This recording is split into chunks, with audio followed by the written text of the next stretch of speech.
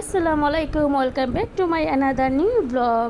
আশা করছি সকলে অনেক ভালো আছেন। আজকে আজকে 3 সেপ্টেম্বর, রোজ বুধবার।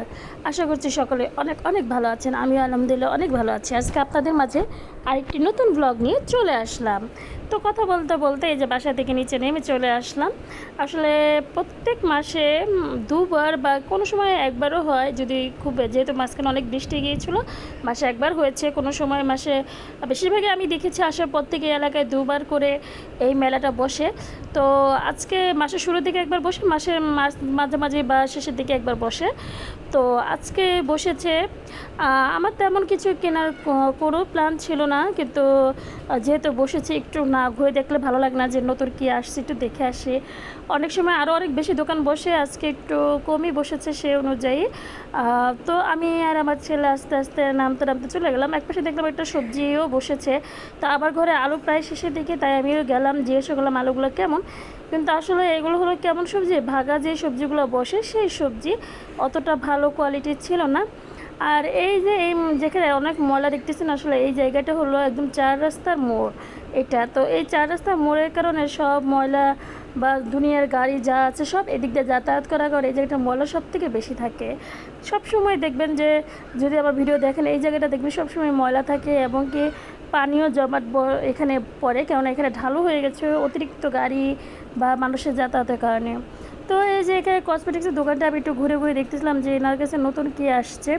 তো এর পাশে আমি একটা কাঁকড়া দেখতেছিলাম, আসলে ক্যামেরাটা সাইড করে ধরার কারণে আমি হয়তো ভালোভাবে দেখাতে পারিনি। তো এই যে এই ফুলের কাঁকড়াটা আমার খুব ভালো লেগেছিলো। অন্য অন্য সব কিছু থেকে কেমন যেন এই কাঁকড়াটা খুব ভালো লেগেছিলো, যেহেতু আমার মাথার চুল খুবই পাতলা, খুবই কম। আমার খুব বেশি বড় কাঁকড়া কিন্তু কখনোই আমার প্রয়োজন হয় না। বড় কাঁকড়া ভালো লাগলেও দেখা যায় আমার প্রয়োজন হয় না, কেননা অযথা ওটা নেওয়া শুধুই নষ্ট। আর এই ধরনের ছোটো কাঁকড়াগুলো আমার কাজে লাগে, আমার হয়। তো আমি এগুলোই দেখি বেশিরভাগ। তো জিজ্ঞাসা করলাম দাম কত করে, উনি পিস 10 টাকা বলতেছিল। 10 টাকা হিসেবে কোয়ালিটি মোটামুটি ভালোই বলা চলে। 10 টাকা হিসেবে, কারণ 10 টাকা এখন তেমন ভালো কিছুই পাওয়া যায় না, সেই অনুপাতে কিন্তু অনেক ভালো কোয়ালিটি ছিল। আমি বারবার ধরে দেখতেছিলাম, যার কারণে ক্যামেরা এক সাইড হয়ে গিয়েছিলো। তো আমি 2-3টা কাঁকড়া দেখার পরে একটা কালার খুব ভালো লাগলো, আমি সেটাই দেখতেছিলাম। তারপরে এ পাশে আসলাম, এ পাশে দেখলাম কিছু পাথরের, ওই পাশে হলো প্লাস্টিক টাইপের ছিল, আর এই পাশে হলো কিছু পাথরের ইয়াররিংস, কাঁকড়া, চুড়ি, তারপরে হিজাব পিনগুলো, এগুলো এক্সট্রা অনেক কিছু ছিল। তো এগুলোই আমি দেখতেছিলাম। এই যে এই পাশে এই জিনিসটা ভালো লাগছিলো, আমি ভেবেছিলাম কিনবো, কিন্তু অনেক পিস 30 টাকা বললো, হয়তো 20 টাকায় কয়েক পিস নিলে হয়তো দিত, কিন্তু আমি আর দামাদামি করলাম না, যেহেতু আমার এখন কেনার ইচ্ছা ছিল না। তো এই একটা কাঁকড়া নিয়ে আমি চলে আসলাম। তো এই তো ঘুরে ঘুরে দেখা, আসলে কিছু কিনি না কিনি আমরা মেয়ে মানুষ, এগুলো দেখতে কিন্তু খুবই ভালো লাগে, ঘুরে ফিরে দেখা মজাই আলাদা। আর যদিও অনেক বড় শপিং মলে গেলে সেটার মজা আরও দ্বিগুণ বেড়ে যায়, কিন্তু আসলে আমাদের মধ্যে মধ্যবিত্ত ফ্যামিলির রোজ চাইলেও কিন্তু আমরা মানে শপিং মলে যাওয়া সম্ভব না, কারণ গেলে কিনতে ইচ্ছে করবে, আর যখন কিনবো দেখা যাবে আমাদের বাজারের টাকা কিংবা আমাদের ঘর সংসার টাকা বেশি চলে যাবে। এর জন্য আমরা কখনো চাইলেও অতটা যাই না। তো বাসার আশেপাশে যেগুলো হয় আমরা চেষ্টা করি সেগুলোর মধ্যে একটু দেখতে, ঘুরে ফিরে। এই ইয়াররিংসগুলো একটু দেখতেছিলাম, এখানে একটা ইয়াররিংস যদিও আমি এর আগেও কিনেছিলাম, ভালো লেগেলো, ছোটোর মধ্যে খুব ভালো লেগেছিলো তাই কিনেছিলাম। তো এই পাশে আরেকজন আসছে প্লাস্টিকের যে ক্রোকারিজ আইটেমগুলো বলে, মানে থালা বাসন এক্সট্রা বিভিন্ন আইটেম ওনার কাছে ছিল। তো আমি একটু ঘুরে ঘুরে দেখতেছিলাম যে কি কি আছে, যদিও এগুলো আমার কিছুই লাগবে না, আমার ঘরে সব জিনিস আলহামদুলিল্লাহ আছে। একটা সময় খুব কিনতাম, যখন একদমই আমার নতুন সংসার ছিল তখন এই জিনিসগুলো বারবার কিনতাম, আমার ঘরে থাকা সত্ত্বেও আমি কিনতাম, এমনও জিনিস ছিল। তো এই আর কি, এখন আর এগুলো কিনি না, কেননা আমার ঘরে এখন মোটামুটি সব জিনিসে আছে, আর যাও আছে তাও কিন্তু আমার সবসময় লাগে না, এর জন্য আর এবারকে ধরি নাই। তো এই যে ব্যাংকটা দেখতেছেন, এটা হলো একটা মাছের ব্যাংক। আমার ছেলে বলতেছিল আম্মু এটা আমাকে কিনে দাও, আমি এটা টাকা জমাবো। যদিও আয়াত কিন্তু বেশ ভালোই টাকা জমায়, ও টাকা তেমন একটা নষ্ট করে না। তো আমি এটা ভাবতেছিলাম কী করবো, দোকানদার বলতেছে নেন কিনে নেন। আমি বললাম যে কিনে কী করবো, টাকা কি জমাইতে পারবে। পরে আবার চিন্তা করলাম নিজেই যে না, ও তো টাকা ভালোই সেভিং করতে পারে, সবাই বলতেছিল নিয়ে দেন। আবার পাশে এক ভাবে আসছিল, সেও বলতেছিল যে আমার মেয়েও একটা এরকম ব্যাগ নিয়েছে, বলেছিল এই করবে সেই করবে, সেই টাকা জমাবে এই করবে। তো কিছুদিন পরে সে আবার ভেঙে সেটা খেয়ে ফেলছে।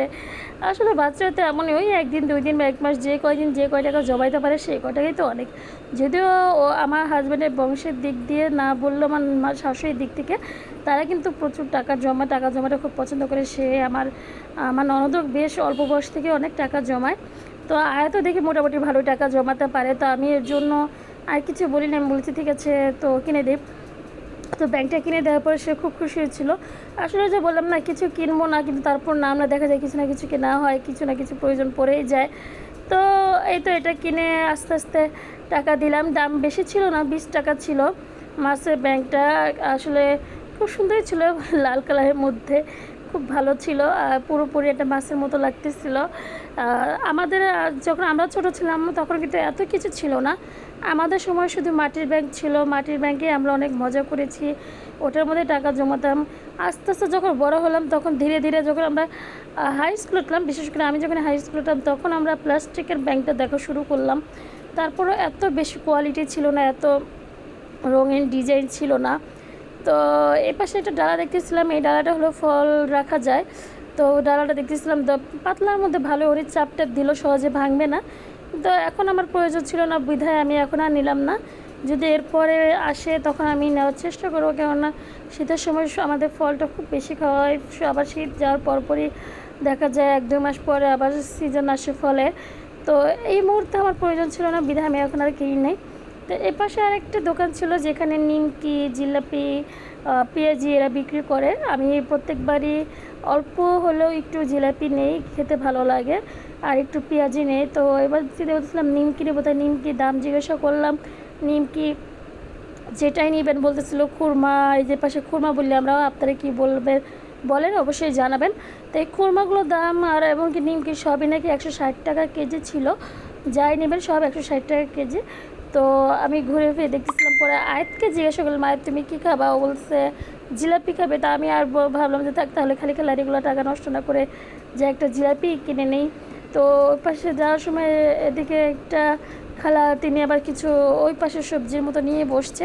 আসলে এগুলো ভাগা সবজি, ওনারা বাজারে যান, ওই যে আগের দিনে যে সবজিগুলো থাকে ওনারা কম দামে সেগুলো কিনে আনেন, কিনে এনে তারপরে আবার বিক্রি করেন।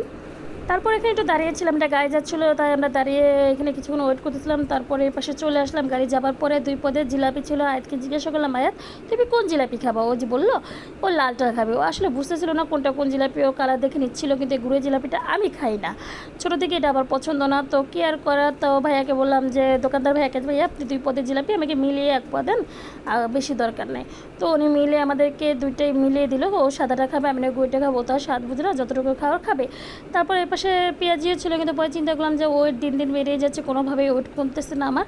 তো আর নিলাম না, যে থাক আজকে আর এগুলো খাবো না, শুধু জিলাপি নিলাম, জিলাপিটাই কিছুটা খেয়ে নিব। তো এই পর্যন্ত আজকে ভিডিওটা বড় করবো না। আপনারা অবশ্যই আমার চ্যানেলটিকে লাইক করে যাবেন, প্রত্যেকটা ভিডিওকে লাইক করবেন, কমেন্ট করবেন, এবং বেশি বেশি সাবস্ক্রাইব করবেন, এবং বেশি বেশি শেয়ার করবেন। তো সবাই ভালো থাকবেন আজকে এই পর্যন্তই। আর আপনাদের ভালোবাসা আমাকে দিয়ে যাবেন, আমারও আপনাদের প্রতি ভালোবাসা রইল। আল্লাহ হাফেজ, টাটা।